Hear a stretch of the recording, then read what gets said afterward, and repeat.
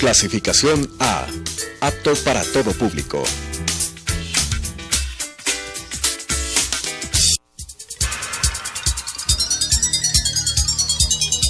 Las opiniones vertidas en este espacio por la producción y dirección del programa son de exclusiva responsabilidad de sus autores y de quienes intervienen en ellos.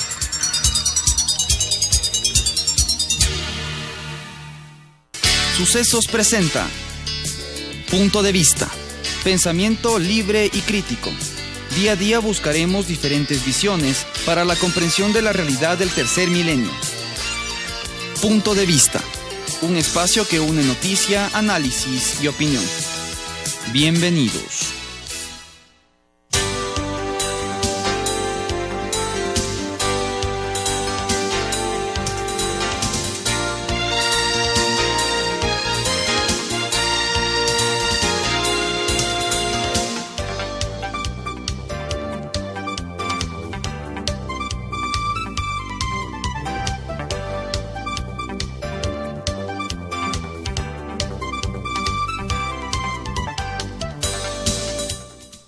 Gracias por estar con nosotros. Como lo habíamos anunciado, estamos con el doctor Diego Araujo Sánchez, conocido periodista, quien fue parte de Diario Hoy y que actualmente nos trae un nuevo libro, denominado Los Nombres Ocultos.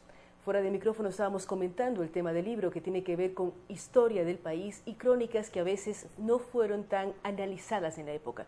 ¿Qué ocurre con su libro, doctor Araujo, cuando se habla de una muerte que discutíamos si es asesinato o es suicidio de uno de los choferes del expresidente Velasco Ibarra? Bien, el relato parte de febrero de 1935, cuando el chofer Antonio Leiva a las 5 de la mañana se dirige a la ciudad de Ambato por orden del presidente Velasco para traer de esa ciudad a María Teresa Ponce, a su madre y a sus hermanas. Ella era pues la gran pasión de la vida, dice Velasco, la gran pasión de la vida suya. No había conocido antes a la que después sería su esposa, doña Corina. Cuando Antonio Leiva está cerca de Tambillo, en la curva de Santa Rosa, el automóvil se va hacia una quebrada y el chofer Antonio Leiva es encontrado con un tiro en la sien y una pistola en la mano. Las crónicas de la época barajan las más diversas interpretaciones.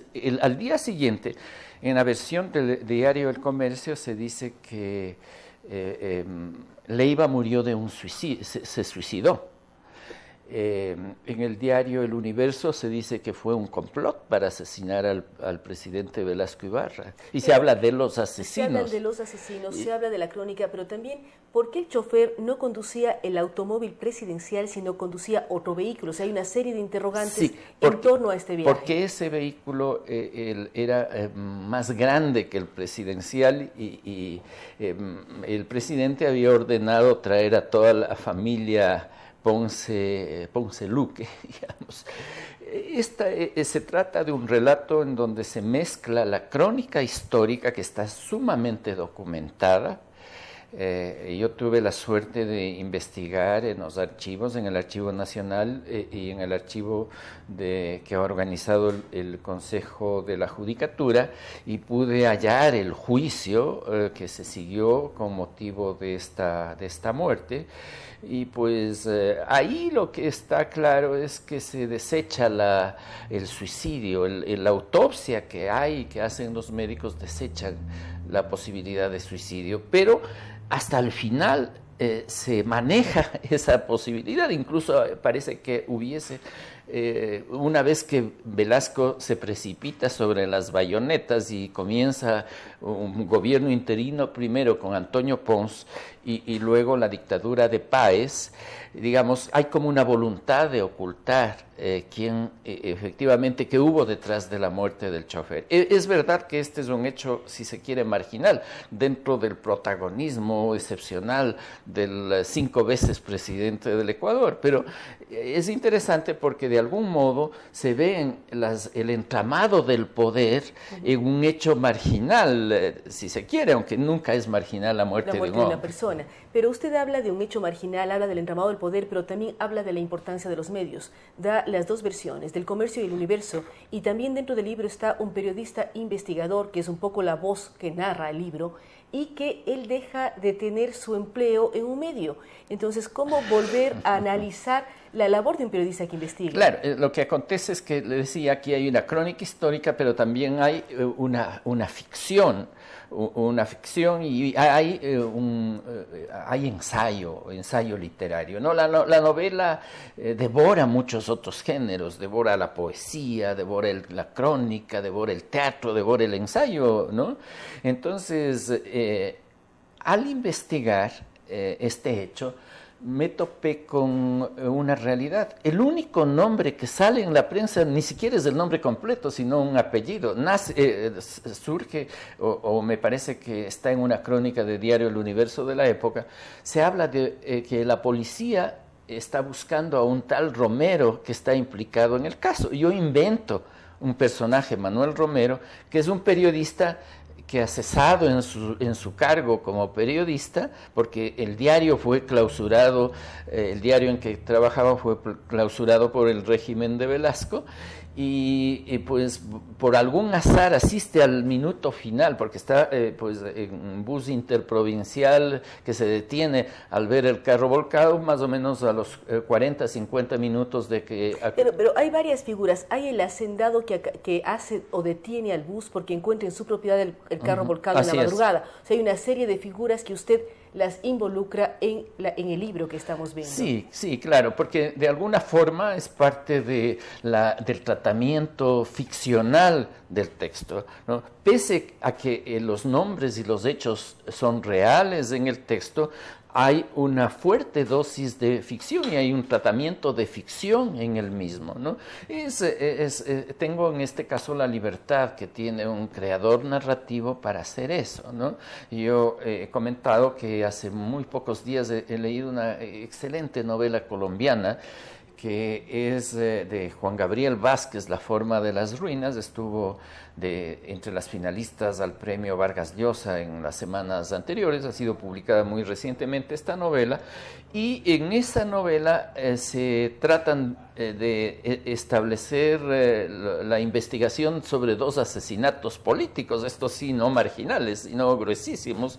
El uno es de Jorge Eliezer Gaitán, en el año 1948, lo que da origen pues a la violencia colombiana. Claro, y además es muy importante la novela en esta época cuando está firmando la paz después de más de 50 años de violencia en Colombia. Porque finalmente, como todos anhelamos que termine el problema de la violencia en Colombia, si eso acontece, pues en buena hora, pero el asesinato de Gaitán inaugura este largo periodo de más de 50 años más, todavía más, con miles de muertos, etc. Y también está el asesinato de Rafael Uribe y Uribe. Y detrás hay también la experiencia personal de Juan Gabriel Vázquez, está la experiencia personal y está también la reflexión sobre la suerte de Colombia, sobre el problema de la violencia, sobre las relaciones del poder político, etcétera, ¿no? Y a mí en esta novela también me interesó indagar algo que siempre me inquietó, que es el perfil del caudillo populista. Cómo un personaje como el presidente Velasco Ibarra, que hipnotizaba a las multitudes. Decía, denme un balcón, y efectivamente se daba un balcón y volvía a ser presidente. Fue el primer político que llenó de bote a bote la plaza de San Francisco. Bajó la política a las calles, antes no había salido. Imagínese un Velasco Ibarra con los medios actuales. Bueno, era de una naturaleza distinta, ¿no? Velasco nunca utilizó un teleprompter. Y Velasco nunca gastó en propaganda y en publicidad, también era muy cuidadoso. Así es, sí. Es un personaje notable, un intelectual de alto vuelo. Esto me permite también imaginar o interpretar ciertas reflexiones de Velasco Ibarra. Hay una serie de fragmentos de la novela que simplemente son reflexiones, reflexiones sobre el poder, sobre la vida, la muerte, el amor, etcétera, que están en la conciencia del presidente. Nunca menciona el nombre de Velasco Ibarra, sino solo del presidente o de su excelencia, ¿no? Entonces, por ahí va el relato. Cuando usted presente esta novela, que se presenta el día de mañana en Librería Rayuela, el día de mañana sábado 14, cuando escribe la novela, ¿cómo compara su ejercicio periodístico de tantos años frente al ser novelista? ¿Cómo comparar estos dos ejercicios en donde su materia prima, por decirlo así, es el propio lenguaje? ¿Cómo trabajar el periodismo y la novela? Sí, ahí hay incluso alguna reflexión que hace el periodista sobre las analogías y las distancias entre la crónica periodística, entre la crónica periodística y la ficción, e incluso se cuestiona hasta qué punto es objetiva la crónica periodística, hasta qué punto es objetivo el relato periodístico. Siempre hay, y esto es inevitable, como en todas las ciencias humanas, cuando yo digo qué significan las cosas, digo qué significan para mí las cosas. O cómo, ¿no?, yo entiendo las cosas. O cómo yo entiendo las cosas. Es el viejo tema de la subjetividad o de la objetividad de las ciencias humanas, ¿no? Entonces, también en el caso del periodismo hay esto, ¿no? Incluso la crónica más objetiva tiene un aspecto interpretativo. Entonces, en este caso, hay una relación, una vinculación pues grande entre el relato literario y el relato periodístico. Y de algún modo, el relato es una forma de acercamiento a la verdad. ¿En qué se siente más libre? ¿Escribiendo novela o escribiendo crónicas y reportajes periodísticos? En la ficción narrativa hay un grado mayor de libertad, por supuesto, ¿no? Porque es como una vía con un horizonte anchísimo, amplísimo. En el otro caso hay pues la sujeción a este ideal de objetividad que es relativo, pero que hay que sujetarse, confrontación de fuentes, etcétera, ¿no? Hay más libertad para el creador narrativo que para el periodista. ¿Cómo quiere usted, Diego, que la gente reciba su novela? Porque usted nos está hablando de una crónica, nos está hablando de novela, nos está hablando de hechos históricos. ¿Cómo quiere que los lectores miremos esta novela y la comprendamos en las fechas que usted mencionaba en los años 30, pero reflejada y escrita en el siglo XXI? Bueno, primero mi interés es que se lea la novela. La novela, pese a que tiene algunos procedimientos de la narrativa contemporánea, multiplicidad de puntos de vista narrativos, en algunos casos narración en paralelo en dos tiempos, incluso hay una técnica pues muy conocida que es la del dato escondido. Pese a eso, es una lectura que atrapa, o que yo quiero que le atrape al lector esa lectura. No tiene unas complicaciones extraordinarias, sino uno puede seguir de una sola el libro. De acuerdo a los comentarios que uno puede mirar sobre su novela, no hay un final claro. O sea, queda en la decisión del lector que si fue o qué ocurrió con la muerte del chofer. No hay un final claro por varias razones. En primer lugar, porque no hubo en la realidad, y una de las líneas interpretativas de la novela es que precisamente cuando hay fuerzas del poder involucradas en crímenes políticos, las gentes vinculadas a ese poder hacen todo lo posible para que se oculten los nombres, nunca aparecen los nombres. Hoy mismo, en estos mismos días, o si nosotros revisamos la historia ecuatoriana, hay una serie de crímenes que están vinculados, o se sospecha que están vinculados al poder, en el cual nunca aparecen los nombres de los autores y todo termina en nada. O asoman con iniciales que cuando son muy famosos uno puede saber que es tal o cual persona, cuando son autores de un crimen muy reconocidos o diferentes temáticas, pero cuando no lo son, uno no sabe quién cometió el crimen. Claro, pero hay otra razón, digamos, primero es esto, ¿no? Primero es esta interpretación, pues luego hay otro aspecto del sentido de la novela, de alguna forma cuenta la historia de un fracaso. La novela cuenta la historia de un fracaso. Es un investigador, un periodista que fracasa en su tarea, y no por falta de voluntad personal, sino porque hay una serie de fuerzas alrededor suyo que hacen que su vida empiece a correr peligro si apura hacia más allá. Hay dos historias de amor interesantes en la novela. La una es del propio presidente, porque el propio presidente pues confiesa algún momento que María Teresa es la gran pasión de su vida, y hay una correspondencia epistolar de María Teresa al presidente y de él a ella, que el secretario del presidente, el secretario de la presidencia, quema. Cuando Velasco regresa en 1944 en La Gloriosa, le pide que le reciba porque quiere entregarle los libros, las condecoraciones, las cartas que le había encargado a él como secretario, puesto que tuvo que salir a exilarse en la legación de Colombia en Quito para salir al país vecino. Entonces Velasco le dice, no le recibo, entregue todas las cosas a mi secretaria. Y él dice, bueno, entrego los libros y las condecoraciones, pero la correspondencia personal no. Y si usted no me recibe hasta tal día, de tal fecha, yo quemo esto.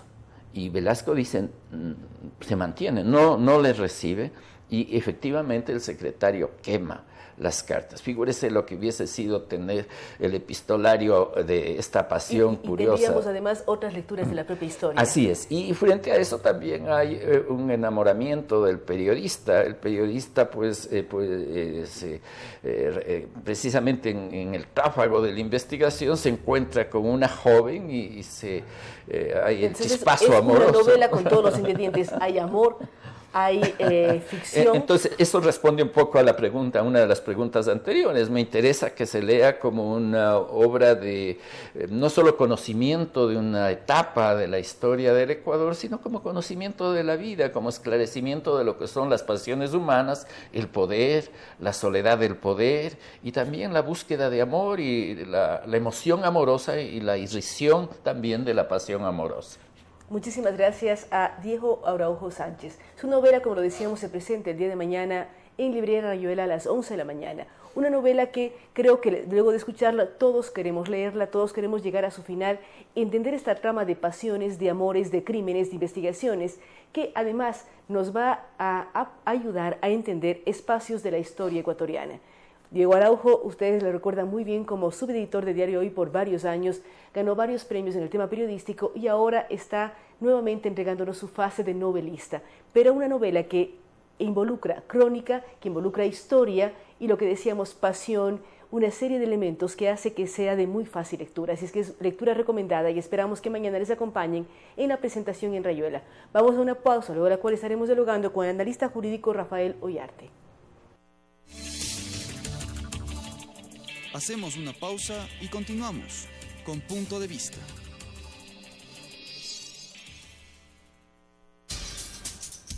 Telesucesos es un canal de televisión comprometido por entero a la noble tarea de comunicar con responsabilidad. Somos un medio de comunicación que educa, informa y entretiene con una probada ética profesional. Canal 29 se identifica plenamente con la nueva televisión de vanguardia. Somos Telesucesos, porque Quito TV.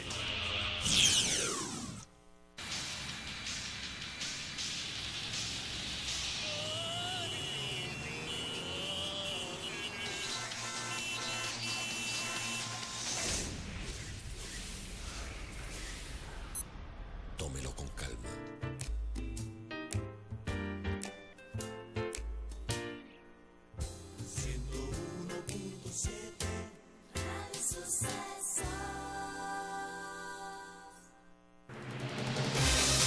¿Sabía usted que el 31 de diciembre de 2016 toda la televisión de las ciudades de Quito y Guayaquil deberá estar en el formato digital?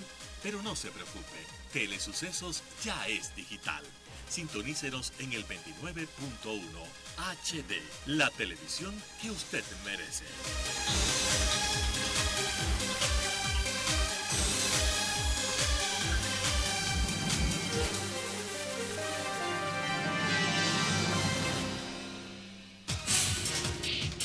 Telesucesos es el primer noticiero de texto en la televisión ecuatoriana.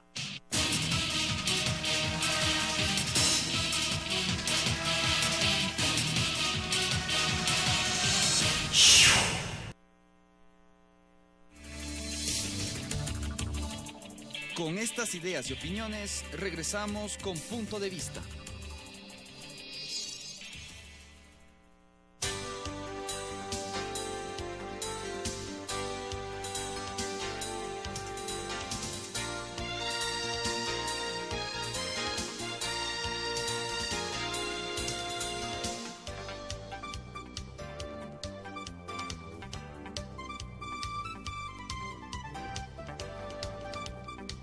Gracias por continuar con nosotros. Como le habíamos anunciado, estamos con Rafael Ollarte, con quien queremos hablar sobre las leyes que fueron aprobadas el día de ayer, esta reforma tributaria con carácter de solidaridad, y también aquella que está en proceso. Ya llegó el segundo debate, la que tiene que ver con el reordenamiento territorial y gestión de lo que significa las áreas que están o son parte de los municipios y cantones del Ecuador. Doctor Ollarte, ¿cómo mirar lo ocurrido ayer en la Asamblea? Fue aprobada la ley. Tenemos de ahora en adelante, en cuanto se publique en el registro oficial, el 14% de IVA, pero si utilizamos dinero electrónico tenemos un 4% de descuento. Aparentemente esto fue una decisión del bloque de Alianza País para favorecer a quienes quieren gozar de esta rebaja tributaria. Oiga, sí, qué placer. Bueno, el presidente de la República había presentado, en virtud de la emergencia, un proyecto de ley en materia económica calificado de urgente, creando una serie de impuestos adicionales, unos de ellos con carácter retroactivo, otros como el IVA con carácter regresivo. En el caso del IVA, lo que ha aprobado la Asamblea Nacional es que el IVA, a partir de, si es que se publica en el registro oficial en este mes, ya, a partir de junio, sea del 14%. Pero con un incentivo que ya se había previsto, en el sentido de que si uno paga con dinero electrónico, originalmente la rebaja era el del 2%, es decir, si usted paga con su celular, no iba a cancelar el 14, sino el 12. Se mantenía el 12. Ojo, en realidad usted paga el 14, pero le devuelven el dinero electrónico el 2% restante. Y si usted paga a través de otros canales electrónicos, como su tarjeta de crédito, su tarjeta de débito, la devolución iba a ser del 1%. Pero, como sabemos, la introducción del dinero electrónico en nuestro país es bastante complicado. ¿Y por qué bastante complicado? Porque quien va a manejar el tema del dinero electrónico no son los bancos privados, sino que sería el Banco Central. Y eso genera una suerte de desconfianza. Nosotros, cuando manejamos dinero, no manejamos una moneda que representa realmente su valor. Nosotros lo que manejamos es lo que se conoce como dinero fiduciario. Si usted tiene un billete de $20, esos $20 no están representados en el instrumento porque es un papel que costará 2-3 centavos. ¿Por qué usted tiene confianza en que ese billete que le dice 20, 10 o 5 dólares vale 20, 10 o 5 dólares? Porque simple y llanamente usted va a la tienda y le dan productos por el equivalente del valor facial. Históricamente está respaldado, en este caso de ser dólares, por la Reserva Federal Norteamericana, en teoría. Claro, lo cual tampoco es cierto, porque no es que el dinero estadounidense está respaldado en oro. Simplemente se respalda en la confianza y en la producción. Ahora, nosotros hace 80 años tuvimos un debate similar. En la crisis económica del 26 tuvimos un debate similar, que era no el dinero electrónico, sino el papel moneda. Es decir, el dinero fiduciario.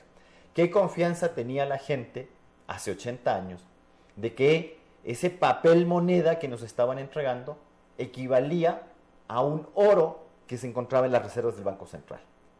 Porque claro, ahí se formó el gran problema de que los bancos privados, el Banco Comercial Agrícola, entre otros, ¿ya?, le entregaban a uno papel que representaba un valor en sucres de oro que no era el que tenía en bóveda. Incluso hubo una emisión inorgánica salvaje. Entonces, 80 años después, cuando la gente hoy por hoy confía en una moneda que es el dólar de los Estados Unidos, porque la gente en Ecuador tampoco confía en que el día de mañana usted le introduzca nuevamente un sucre o una moneda nacional, porque la gente tiene que tener confianza en el dinero. El dinero se basa en eso, confianza. Y estamos volviendo a la discusión. ¿Por qué la gente confía en el dinero que tiene en el bolsillo? Es decir, el ciudadano es propietario de su plata porque tiene los dólares en el bolsillo, lo que no ocurre, por ejemplo, en Venezuela, ¿ya?, en el que quien se hace propietario del dinero es el Estado, y usted verá cómo se arregla, yo no le entrego a usted los dólares. Entonces usted no ve una mayor posibilidad de que las personas acepten este descuento, porque el aceptar ese descuento es tener dinero electrónico en sus celulares. A ver, lo que ocurre es que es una buena medida de fomento. ¿Por qué es una buena medida de fomento? Porque nosotros dinero electrónico tenemos desde la creación, antes incluso de la creación del Código Orgánico Monetario y Financiero, ya habían regulaciones del Banco Central respecto del dinero electrónico. Ahora, ¿cuánta gente se ha metido en el tema del dinero electrónico? Poco más de 50.000 personas.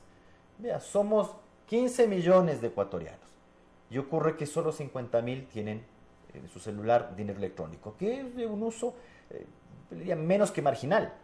Entonces, ¿qué están promoviendo? Entiendo que como medida de fomento es buena la idea. Porque si usted me dice, a ver, yo me voy a comprar un producto que cuesta $100, que con el IVA sería 114, pero si yo lo pago con el dinero que tengo en el celular, me van a devolver $4. Y a eso voy sumando todas las compras que usted hace en el año, es una buena cantidad. Es una buena cantidad. ¿Cuál es la vía de devolución? ¿Cómo funciona esto? ¿Es por rebaja en impuestos? ¿Es por crédito directo al mismo dinero electrónico? ¿Qué se indica en el proyecto de ley? Que cuando usted paga con dinero electrónico, claro, naturalmente usted va a pagar, por ejemplo, 100 más 14 de IVA, 114. Y que el Banco Central le devolvería a usted en su cuenta electrónica esos $4. Esa es la idea. Entonces, lo primero que yo tengo que tener es una cuenta electrónica. ¿La tenemos? Entonces, ¿por qué se va a promover con esto el uso del dinero electrónico? Porque a uno ciertamente le parece atractivo, ¿ya? No solamente no tener que aumentar el IVA del 12 al 14, sino incluso verlo disminuido en la práctica del 14 al 10 o del 12 al 10 actual. Entonces, va a ser atractivo. Ahora, ¿cuál va a ser el manejo? Porque también viene el tema del mal pensamiento. Uno dice, ¿por qué tanta promoción del dinero electrónico? Porque en otros países además la promoción nos dice la no gente del gobierno que es para evitar traer dólares, porque traer dólares físicamente en los billetes que usted mencionaba, los billetes como elementos fiduciarios, tiene un costo para el país. El desgaste en Ecuador de los billetes es mucho más rápido que en Estados Unidos. O sea, tiene costos el tener dinero que no lo emitimos nosotros mismos. Esa es una mala excusa. Es la excusa porque que nos dicen. El Ecuador no tiene una casa de moneda que le imprima billetes. Nosotros siempre hemos importado el papel moneda. Y no solo el papel moneda como las monedas también las mandamos a hacer fuera. Se acuñan fuera del país. El papel moneda se imprime fuera del país. Nuestra casa de moneda lo único que hacía finalmente era colocar el número de serie y las firmas y la fecha. Es decir, era la única pasada que pegaba nuestra casa de moneda, es decir, los cortes. Es decir, nunca nosotros hemos hecho o hemos Claro, fabricado, no por hemos decir fabricado así, papel. billetes Sí, porque además es una cuestión primero que es muy cara. de muchísimos niveles de seguridad. Exactamente. Entonces, antiguamente, claro que usted... ¿Qué es lo que perdió? Nuestros legisladores deberían decir la verdad cuando tratan estos temas. El papel, moneda y el dinero que hemos utilizado, el dinero físico que hemos utilizado en Ecuador, las moneditas y los billetes siempre fueron importados con costo, naturalmente. Y no solamente el costo del mandar a hacer el papel moneda, sino de la importación. Pero ¿cuál es la diferencia entre el papel moneda nacional y el papel moneda dólar? Que si yo quiero traerme un billete de $20, me cuesta $20. En cambio, mandar a hacer billetes, ¿un billete cuánto cuesta? 2, 3 centavos. Y le exagero si le digo 3 centavos. Y ahí podemos volver al tema de emisiones inorgánicas, todo lo que se estaba mencionando. Pero también, doctor Ollarte, usted dice, hay en la ley que se aprobó ayer, hay impuestos de carácter regresivo, pero también hay de retroactividad. ¿Cuáles son los impuestos que van a ser retroactivos? Va a ser retroactivo este tema del aporte del 3% a las utilidades. ¿Por qué? A ver, hago una diferencia. A las personas a las cuales les van a descontar de su sueldo, el día de sueldo, los 2, 3, 4, 5, hasta 8 días de sueldo, ¿ya? Eso es un impuesto hacia el futuro. ¿Por qué? Porque usted lo va a pagar ¿sobre qué? Sobre, ¿ya?, ingresos que usted va a tener. Claro, y arrancamos en junio, el mismo ejemplo del IVA. A partir de junio pagamos el 14 y a partir de junio nos descontarán 1, 2, 3 o los días que... Exactamente. Por ejemplo, si yo gano $2.000, ¿ya? 2.000 tiene un y pico descuento de dólares, en junio y otro en julio. Exactamente. ¿Ya? Me van a descontar una parte en junio y otra en julio. ¿Ya? Es un impuesto hacia el futuro. Pero quienes no están en relación de dependencia y tienen que hacer el aporte del 3% de las utilidades tendrán que tomar el impuesto a la renta pagado en el año 2015, es decir, el año 2015 usted causó un impuesto a la renta, ¿ya? Si usted tiene ingresos anuales superiores a los $12,000, ¿ya? Tiene que pagar el 3%. ¿Sobre qué base? Sobre la base del impuesto a la renta causado, excluyendo los ingresos en relación de dependencia. Sobre eso usted ya pagó impuestos. Entonces, lo que le están diciendo es que usted en el año 2015 sabía que sobre esos ingresos tenía que pagar un impuesto a la renta. Y lo pagó en marzo. ¿Ya? Pero ocurre que en junio le están diciendo que sobre eso que usted ya se gastó incluso y sobre el cual usted ya tributó, tiene que pagar un 3% adicional. Que además es una cuestión bastante curiosa. Usted solamente haga el cálculo. ¿Cuánto paga una persona que gana, por ejemplo, $12,600 en relación de dependencia? Al año estamos hablando, Claro, es el ingreso anual. Claro, o sea, por ejemplo, si usted me dice, yo gano, por ejemplo, $1,100 mensuales o $1,050 mensuales, ¿ya? Sobre eso tengo que pagar, ¿ya?, un día de sueldo. ¿Cuánto es ese valor? Es la mitad de lo que usted paga si es que no trabajó en relación de dependencia y le voy a cobrar el impuesto sobre las ganancias obtenidas en el año 2015. ¿Ya? Más o menos le sale eso. Es decir, las personas a las cuales se le está aplicando con retroactividad este tributo, ¿ya?, el 3% de las utilidades 2015, no es el 3% de las utilidades 2016, que sería un impuesto futuro, ¿ya?, sino que es las utilidades que usted ya obtuvo. Usted sabe que cuando pasan estas cuestiones de emergencia, bien se dice que en las guerras lo primero que desaparece es la verdad. Y cuando hay esta clase de emergencias y cuando hay autoritarismo, lo primero que desaparece es la Constitución. Es decir, aquí lo que menos importa es que la Constitución te diga que el impuesto no puede ser retroactivo. El espíritu de la ley, ninguna ley puede ser retroactiva. ¿Qué ocurre también, doctor Ollarte, con los activos y pasivos? ¿Cómo se van a pagar impuestos sobre activos y pasivos? Porque la preocupación es unificar lo que tengo y además lo que debo. Mire, la gente que se encuentra en situación de regularidad siempre es afectada en estas cuestiones. Claro, porque si usted tiene sus bienes a su nombre, no a nombre de terceros, sino a su nombre, y usted tiene su patrimonio, y me queda bastante claro, a usted le vamos a agradar. Los que hacen cosillas por ahí, de lo que tanto hablan pero no hacen. Porque hablar y abrir la boca es facilísimo, pero no hacer. Porque, por ejemplo, toda esta gente que tiene sus bienes a nombre de terceros, testaferros y cosas por el estilo, ¿de dónde usted le va a sacar el patrimonio del $1.000.000? No, pues hay que cobrarle el impuesto al ciudadano de siempre, al GIL. ¿Ya? Al que declara el impuesto patrimonial, pone todos sus bienes a su nombre. Efectivamente. El otro que se friegue. Porque además aquí hay una cuestión. No, que cuando se dijo que la declaración patrimonial tenía solamente carácter informativo, pero que eso no iba a causar ningún tributo, esos son los políticos nuestros. Pues. O sea, inicialmente no iba a causar tributo, pero de pronto demuestran que sí va a causar tributo. Y te dan 10.000 explicaciones.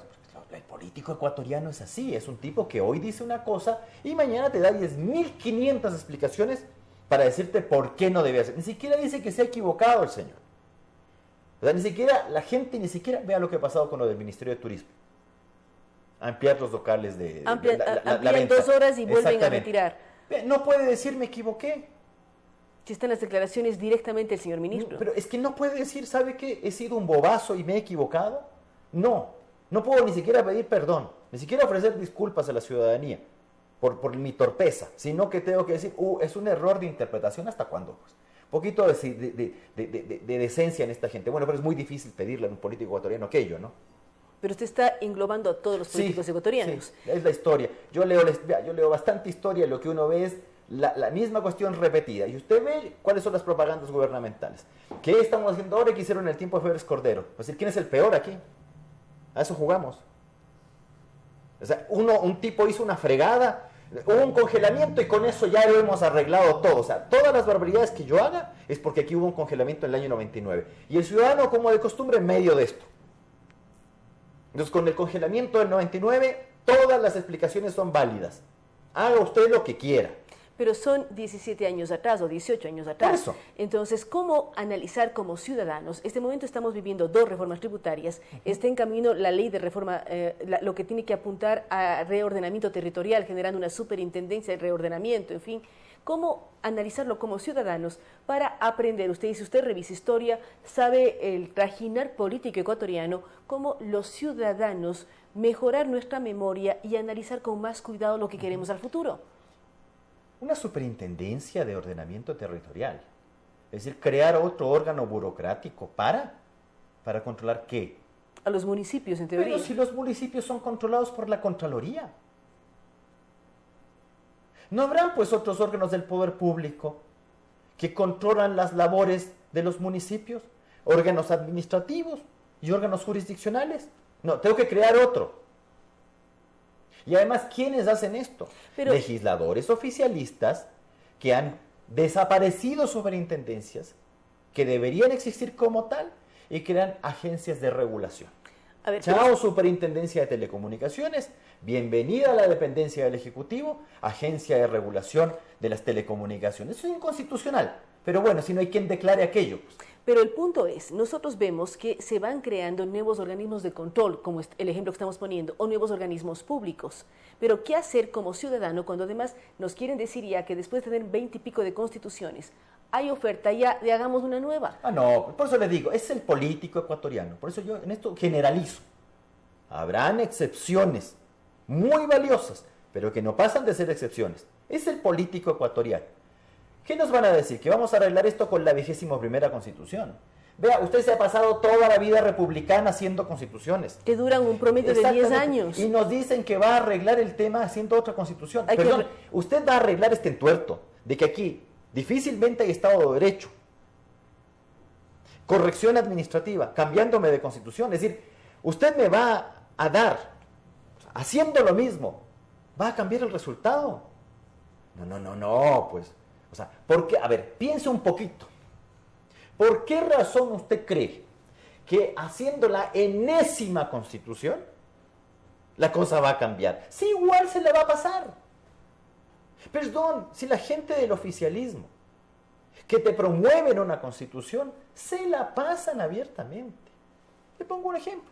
La constitución del 98 establecía tasas judiciales. Esta constitución elimina las tasas judiciales. Pero ahora se está hablando los de amigos volver del a poner Consejo de la tasas judiciales. Judicatura, oficialistas naturalmente, como no puede ser de otro modo, crean nuevamente las tasas judiciales, con las 10.000 explicaciones. Porque para explicar mejores o peores, o mucho peores explicaciones, porque, mira, la gente aquí te habla nomás, no te dice, es que se abusa, es que esto, es que no debe ser gratuito. Entonces cambia la Constitución. ¿Para qué me cambias esta cuestión? Habían tasas judiciales. Se eliminan constitucionalmente las tasas judiciales, con unos discursos maravillosos en esa asamblea constituyente, con una constitución que nos ha costado $400 millones para que usted se la pase. O sea, ni siquiera por lo que costó la constitución. ¿Cuánto costó el edificio de Montecristi? ¿Cuánto costó el referendo para que llamáramos a consulta, para que nos llamáramos, para que convocáramos para que digamos sí o no constitución, para elegir constitucionalistas?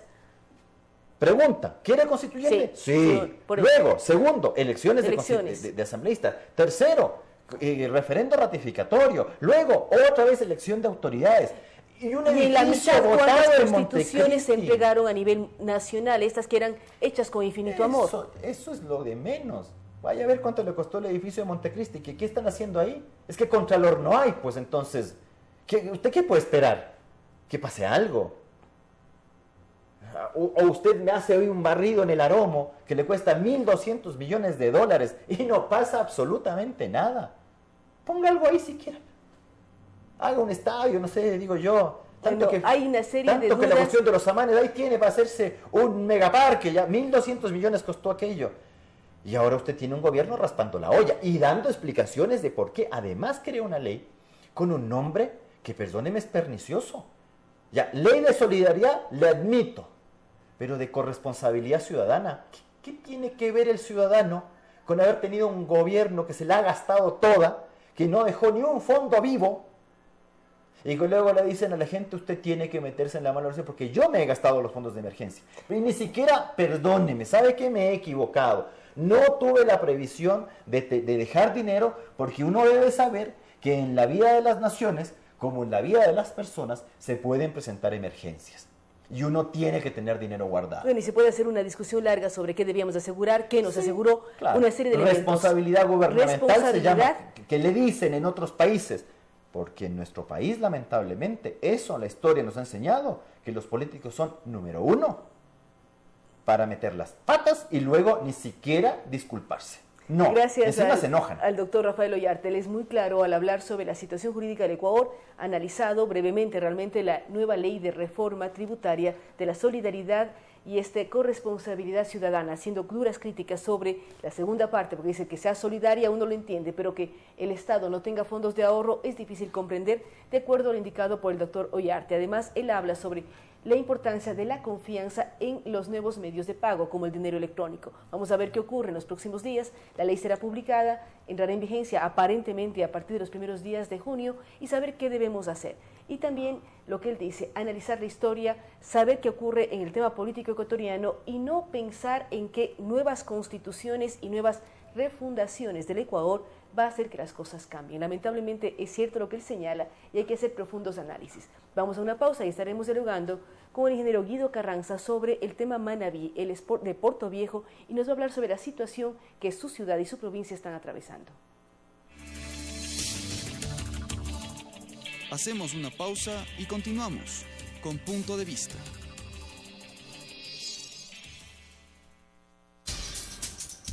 Telesucesos es un canal de televisión comprometido por entero a la noble tarea de comunicar con responsabilidad. Somos un medio de comunicación que educa, informa y entretiene con una probada ética profesional.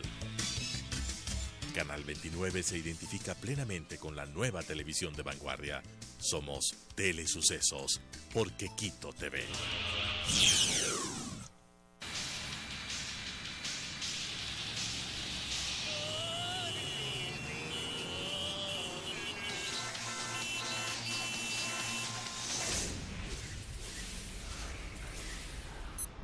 Tómelo con calma.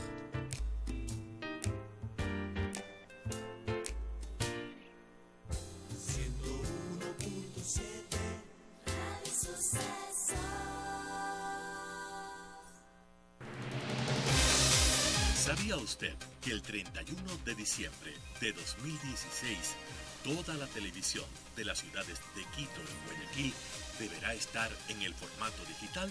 Pero no se preocupe, Telesucesos ya es digital. Sintonícenos en el 29.1 HD, la televisión que usted merece.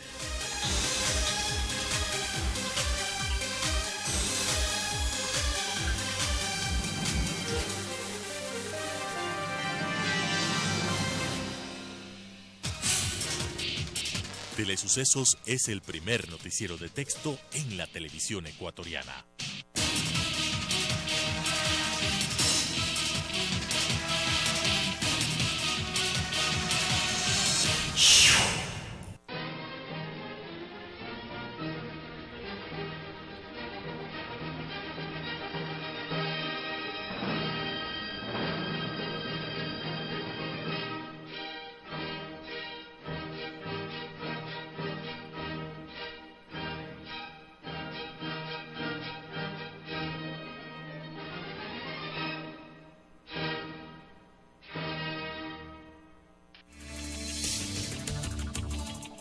Con estas ideas y opiniones, regresamos con Punto de Vista.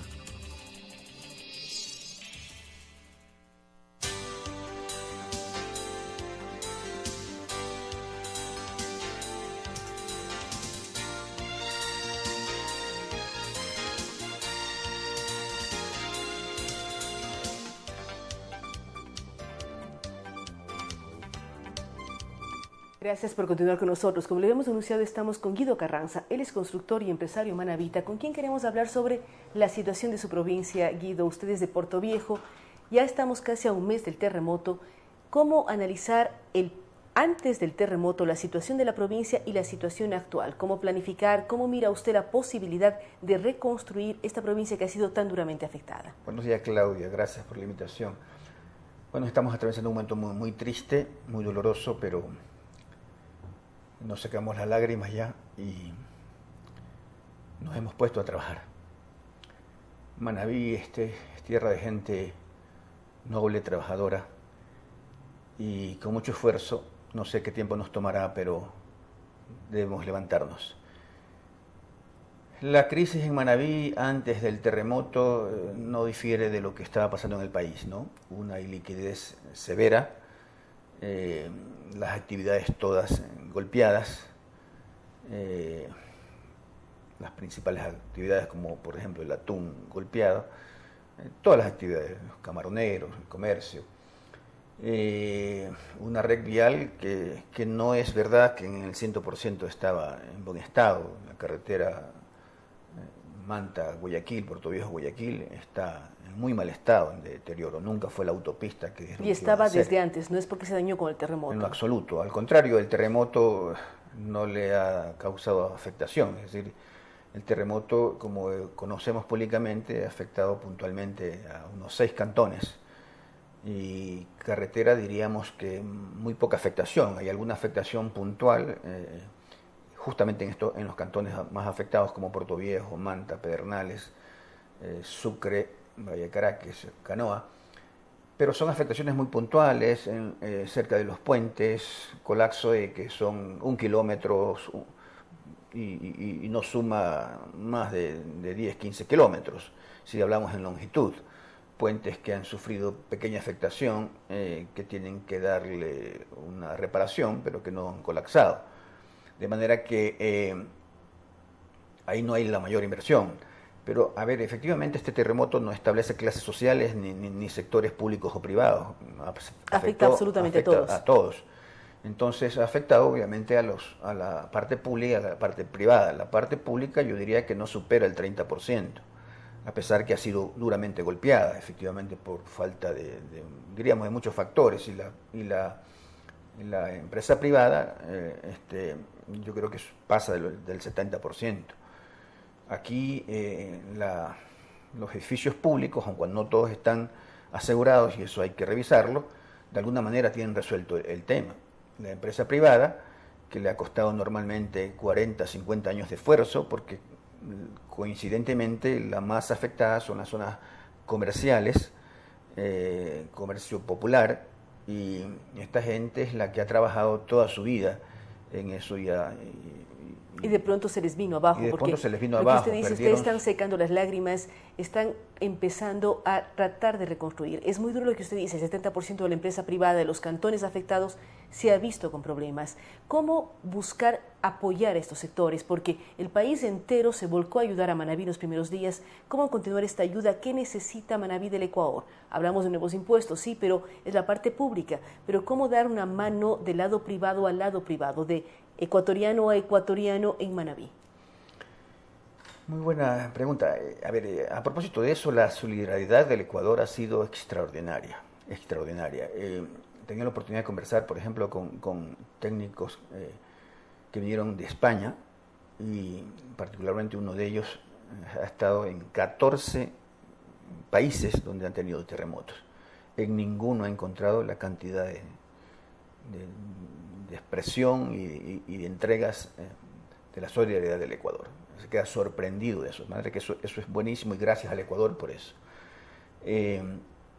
Pero ¿cómo hacer? Mire, aquí hay, como siempre, hay una cosa es lo que puede hacer el Estado y otra cosa es lo que puede hacer la empresa privada. El Estado, yo tengo mis dudas, porque el presidente de la República dijo que era entre 3.000, 4.000, yo creo que van a ser más de 10.000 millones de dólares las pérdidas. Como decíamos, los edificios estatales van a tener su seguro y de alguna manera van a salir adelante. Los edificios privados, en un bajísimo porcentaje, tienen seguro. Y entonces, ¿qué se va a hacer de acuerdo a los anuncios del gobierno nacional? Bono, hay que ver cuántos bonos. Claro, para precisamente hoy diario El Telégrafo habla de bonos de $10.000 para entregar a los damnificados en Manabí, $10.000 por damnificado. Perfecto, si vamos a hacer 2.000 viviendas, por 10.000 serían 20 millones que ingresan a la reconstrucción. Creo que van a hacer alguna regeneración urbana y algunas otras obras públicas. Entonces me temo que eso, si estamos hablando que que son 8.000, 10.000 millones, entonces va a ser complicado. ¿Cómo ayudar a la empresa privada? La empresa privada lo que quiere es trabajo. ¿Cómo hacerlo? No con declaraciones que digan no pago, lo único beneficio directo es, y eso es un poquito, es no pago el impuesto de la renta por este año. Pero no hay, por ejemplo, yo proponía dos cosas fundamentales. La reducción, dado la emergencia, y si el país este rato tiene superávit de electricidad, bajar la electricidad significativamente en Manabí para que la posibilidad de que empresas nacionales y extranjeras se radiquen ahí. Que se declare como sede, o algo que no le gusta al señor presidente, pues zonas francas, para que con ciertas excepciones tributarias, entre otras ventajas, la provincia pueda recibir inversión. Pero no es por un año, eso es por un tiempo mucho más largo. El tema tanto de la reducción de tarifa eléctrica o el generar zonas francas es por periodos más largos de tiempo para lograr conseguir inversión. Eso nos garantiza, porque efectivamente nosotros no queremos dádivas. Es decir, ¿qué puede hacer el Ecuador? El Ecuador puede trabajar en Manabí porque tienen una naturaleza extraordinaria, porque el mejor capital son los seres humanos que están deseosos de trabajar. Que se requiere iniciativa, nos falta. ¿Qué se requiere? Capital, y eso no se logra con buena voluntad, ni con bla bla, ni con propagandas, sino con una realidad en firme. Usted va a la banca dice que está abierta, y en la práctica no pasa absolutamente nada, y si eventualmente usted va a obtener un crédito, es decir, si tienes condiciones adversas, como efectivamente hay ahorita, porque este es un paciente que está en terapia intensiva, muy débil. Además yo estoy proponiendo, estoy proponiendo el establecimiento de un organismo autónomo con sede en la capital de la provincia, Puerto Viejo, con un presupuesto por lo menos de $200 millones anuales y una duración de al menos 10 años. Es decir, para que si justamente tenemos en este momento no bonanza en el Ecuador, la posibilidad de que no nos olvidemos y que los futuros gobiernos tengamos los recursos para poder ejecutar. Usted habla de algunas propuestas claras, la generación de zonas francas, disminuir costos de energía para promover inversiones en Manabí y también este instituto o este organismo de fomento de la productividad en Manabí. ¿Qué ocurre con el análisis que están haciendo? ¿Qué enseñanzas les deja, Guido, usted como constructor? ¿Por qué estructuras resistieron, estructuras se vinieron abajo? A veces no logramos comprender cuando vemos las imágenes de Manabí o visitamos Manabí, ¿por qué unas sí y otras no? ¿Qué enseñanzas deja al país, no solo a Manabí, lo sucedido el 16 de abril? Siempre un terremoto, yo soy un constructor de 33 años, con la bendición de Dios, todas mis obras en Puerto Viejo, Manta, incluido Jama, en el centro, en la zona cero de Puerto Viejo, no le han pasado nada. Normalmente no han sido tan altas, con excepción de, por ejemplo, en Crucita, estoy hablando de mis obras, que tiene 6 plantas algunos edificios. No estoy de acuerdo en este comentario, que es muy importante analizarlo. El mundo, ahorita en la provincia, y van a seguir viniendo técnicos de todas partes del mundo que hacen seguimientos y estudios a estos fenómenos, ¿no? Y no terminarán de estudiar, porque el planeta está alterado y cada vez los tiempos van variando, los fenómenos van variando. Yo aseguro categóricamente que no es verdad, como han dicho algunos técnicos nacionales, generalizando, que hay mayores destrozos porque las construcciones han sido muy mal hechas, no hechas por profesionales, precarias, X y Z. Eso puede ser posible en un porcentaje, puede ser importante el porcentaje. Es una realidad no que pasa en Manabí, pasa en el Ecuador y en el mundo. Si los terremotos no fueran tan fuertes, y además este ha sido uno de los más desastrosos, más destructores que ha dado en todo el mundo. Si así fuera, que los terremotos no causaran daño, entonces Japón, cuando hay terremotos con una altísima tecnología y exigencia desde el punto de vista del Estado, no tuviera los desastres que tiene, y este ha sido muy destructor. De manera que este es un fenómeno que tiene que investigárselo. Por ejemplo, se ha dado más en zonas bajas. Por ejemplo, en el caso puntual de Puerto Viejo, el río Puerto Viejo está asolvado hace muchísimos años. Esto es un proceso de asolvamiento. ¿Qué significa asolvamiento? Asolvamiento es que su cauce normal, que debiera tener del piso normal una profundidad, ejemplo, de 15 metros, se va sedimentando. se va sedimentando de arena, de lodo, y entonces en vez de tener el cauce normal de 15 de profundidad, de 50 de profundidad, eso va teniendo 30, 20, y por razones obvias eso se riega. Entonces tiene menos caudal, o tal vez una mayor superficie, pero menos profundidad. Además, como estábamos en una época de invierno, había habido fuertes aguaceros, estaba el río totalmente desbordado. Entonces, cuando eso pasa, la zona más baja, en este caso de Puerto Viejo, estaba con un nivel freático alto, sube el nivel del agua. Al subir el nivel del agua, la capacidad portante del suelo es inferior. Entonces, los edificios colapsan. Con un temblor, y no sería con un sismo de la magnitud que vivieron. Ahora, ahí me dice un técnico, sí, para eso se resuelve con hincar pilotes, por ejemplo, y luego una losa de cimentación, sí. Pero eso no eran las condiciones naturales del suelo cuando se diseñó. De manera que existe efectivamente mucha informalidad.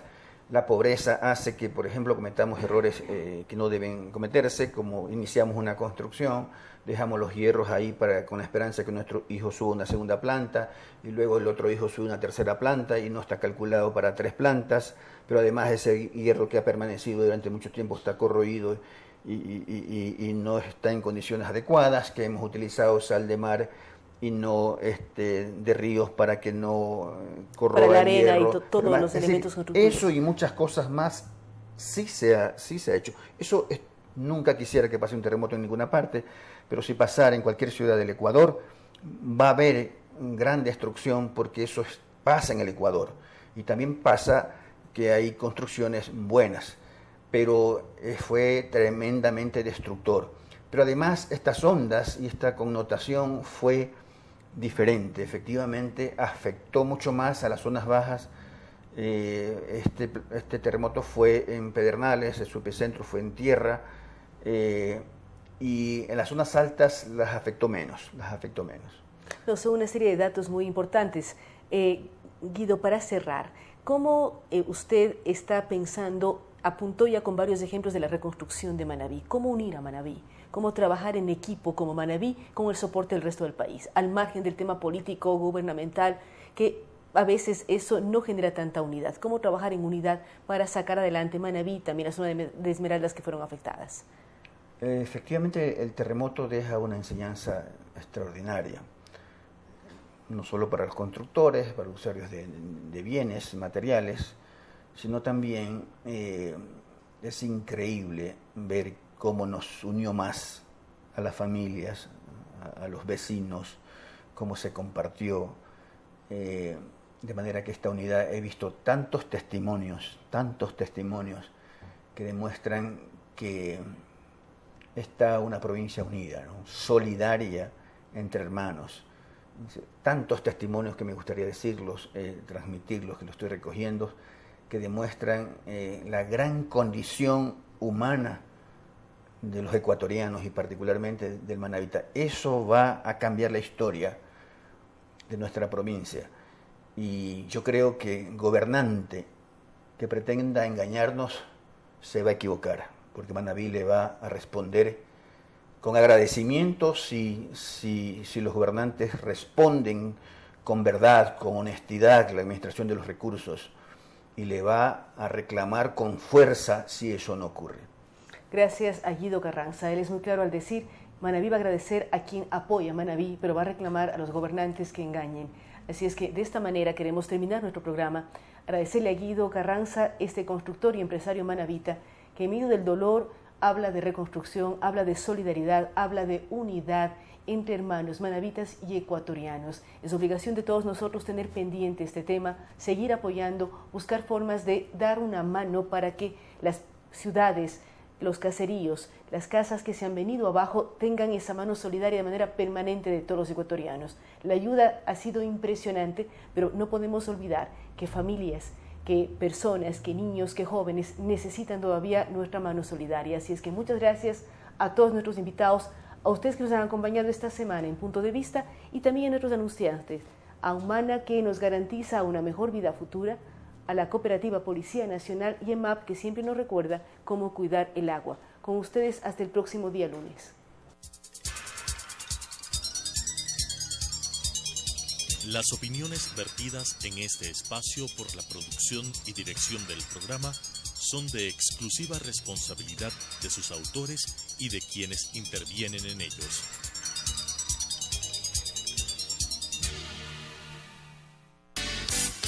Sucesos presentó Punto de Vista, pensamiento libre y crítico. Día a día buscaremos diferentes visiones para la comprensión de la realidad del tercer milenio. Punto de Vista, un espacio que une noticia, análisis y opinión. Hasta la próxima.